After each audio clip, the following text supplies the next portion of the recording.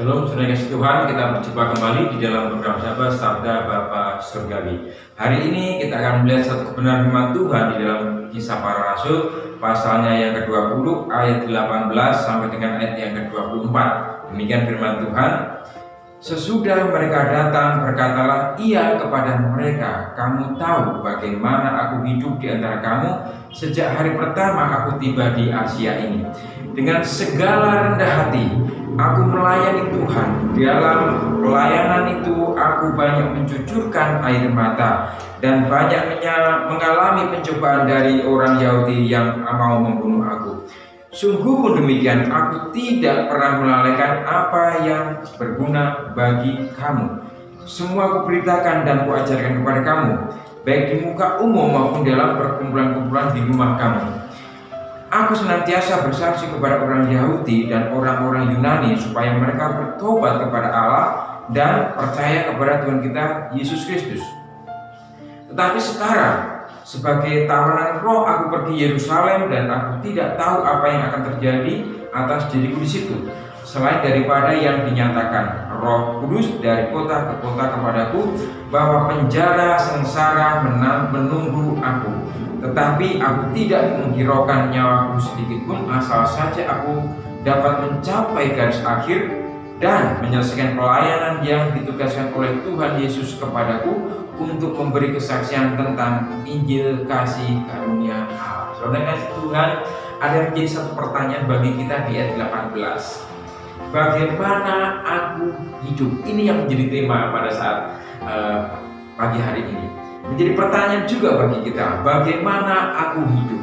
Ini merupakan pernyataan Paulus kepada orang-orang di Efesus, di mana Paulus memberikan satu teladan bagi banyak orang, terutama jemaat di Efesus. Dia memberikan teladan, menjadi satu statement dari Paulus, bagaimana aku hidup, bagaimana hidup orang percaya. Kita tahu siapa pribadi Paulus, orang yang telah diubah Tuhan, yang tadinya seorang penganiaya jemaat, kemudian diubah Tuhan, dipakai Tuhan, yang menjadi luar biasa. Karena apa? Kan ada di sisi lain di situ, di mana seorang pribadi Paulus yang tadinya seorang penganiaya jemaat, tetapi seorang diubah oleh Tuhan. Makanya dia berkata, bagaimana aku hidup? Menjadi pertanyaan juga bagi kita, bagaimana kehidupan orang percaya? Bagaimana kehidupan saudara dan saya? Bagaimana kehidupan kita selama kita berada di tengah masyarakat, di tengah lingkungan keluarga, di tengah lingkungan pekerjaan dan lain sebagainya, sehingga hidup kita ini menjadi teladan, menjadi berkat bagi banyak orang lain. Yang pertama kita mau lihat bagaimana pola hidup Paulus. Yang pertama di ayat 19 dikatakan, dengan segala rendah hati aku melayani Tuhan. Dalam pelayanan itu aku banyak mencucurkan air mata dan banyak mengalami pencobaan dari pihak orang Yahudi yang mau membunuh aku. Perhatikan di surga Tuhan, ayat 19 itu, dalam pelayanan Paulus banyak mencucurkan air mata, banyak mengalami pencobaan, banyak mengalami tekanan, tetapi di balik itu semua tetap Paulus rendah hati. Oleh sebab itu Tuhan, mari kita memiliki pola hidup yang rendah hati. Menjadi pertanyaan lagi bagi kita, bagaimana aku hidup? Yang pertama, kita harus berani menjawab, aku mau hidup dengan rendah hati. Meskipun dalam kondisi tekanan, meskipun dalam kondisi kesulitan, meskipun dalam kondisi banyak sekali persoalan, ya, hiduplah rendah hati.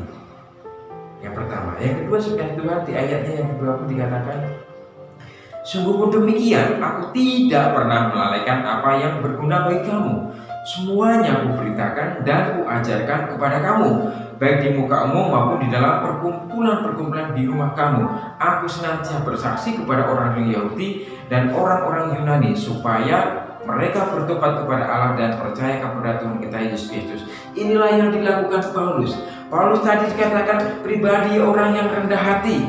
Meskipun Paulus dipakai Tuhan luar biasa, ya, tetapi dia rendah hati. Yang kedua ini, Paulus terus mengerjakan apa yang Tuhan percayakan kepadanya. Makanya ayat 20 dikatakan, aku tidak pernah melalaikan apa yang berguna bagi kamu. Paulus tidak pernah melalaikan tugasnya. Paulus tidak pernah melupakan tanggung jawabnya. Tanggung jawab Paulus adalah mengajar, menyampaikan kebenaran firman Allah, memberitakan Injil seperti yang ditugaskan oleh Tuhan kepadanya. Ada kata dia tidak pernah melalaikan. Ya. Oleh sebab itu yang dikasih Tuhan, sebagai orang percaya pun kita jangan melalaikan apa yang menjadi tugas tanggung jawab kita. Apa yang menjadi pekerjaan kita, apa yang menjadi tugas kita, di mana Tuhan tempatkan. Mungkin Tuhan tempatkan kita sebagai karyawan, sebagai pengusaha, bahkan juga sebagai pelayan Tuhan. Dimanapun Tuhan tempatkan kita, kerjakan tugas dan tanggung jawab kita itu dengan sepenuh hati. Ya, ini yang Paulus ajarkan. Bahkan dia berkata, Pak, senantiasa aku bersaksi. Nah, inilah tujuan sesungguhnya Paulus. Ya, dia bersaksi, tujuannya apa? Supaya mereka bertobat, supaya banyak orang bertobat, supaya banyak orang percaya kepada Yesus Kristus. Sebagai kasih Tuhan, rupanya yang kedua ini jelas Paulus mengajarkan kepada kita semua untuk kita mengerjakan apa yang Tuhan percayakan kepada kita, tugas tanggung jawab kita. Marilah kita kerjakan dengan sepenuh hati. Yang ketiga, sebagai kasih Tuhan, di ayat yang mulai ayat 22 sampai 24 dikatakan, tetapi sekarang sebagai tawanan roh, aku pergi ke Yerusalem, dan aku tidak tahu apa yang akan terjadi atas diriku di situ, selain daripada yang dinyatakan oleh Roh Kudus dari kota ke kota kepadaku, bahwa penjara dan sengsara menunggu aku. Tetapi aku tidak menghiraukan nyawa sedikit pun, asal saja aku mencapai garis akhir dan menyelesaikan pelayanan yang ditugaskan oleh Tuhan Yesus kepadaku untuk memberi kesaksian tentang Injil karunia Allah. Perhatikan di situ.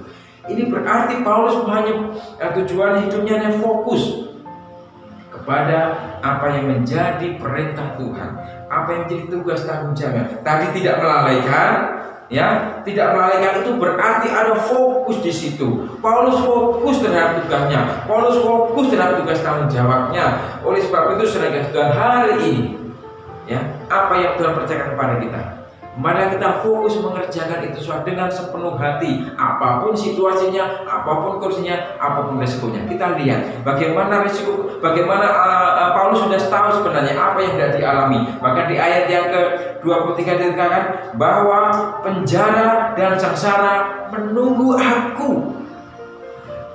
Paulus tahu konsekuensi pekerjaannya. Paulus tahu akibat dari pekerjaannya itu. Paulus tahu akibat dari tugas dan tanggung jawabnya itu. Tetapi dia tetap fokus mau menyelesaikan sampai garis akhir, mencapai garis akhir dan menyelesaikan pelayanan yang ditugaskan oleh Tuhan Yesus. Saudara kasih Tuhan, oleh sebab itu mari hari ini kita fokus kepada apa yang Tuhan percayakan kepada kita semua. Kita yang melayani, kita yang Tuhan percayakan pekerjaan, apapun Tuhan pekerjaan kita, mari kita fokus mengerjakan tugas dan tanggung jawab. Saudara kasih Tuhan, kesimpulannya hari ini adalah menjadi pertanyaan juga, bagaimana engkau hidup, bagaimana saya hidup, bagaimana kita hidup sebagai orang percaya yang belajar dari pribadi Paulus. Pertama, hendaklah kita hidup dengan rendah hati. Yang kedua, jangan melalaikan tugas dan tanggung jawab kita. Yang ketiga, fokus kepada tujuan, fokus terhadap pekerjaan, fokus terhadap apa yang jadi pengharapan kita semuanya. Tundukkan hati kita kepada Tuhan.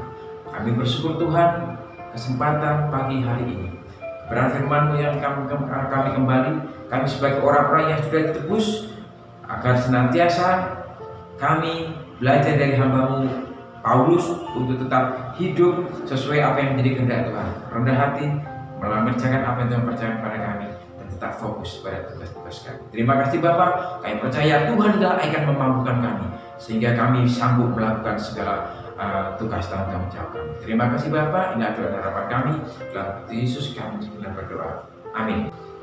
Terima kasih saudara Tuhan, sampai bertemu kembali di dalam perenungan Sabas yang akan datang. Kiranya Tuhan memberkati kita aktivitas kita hari ini.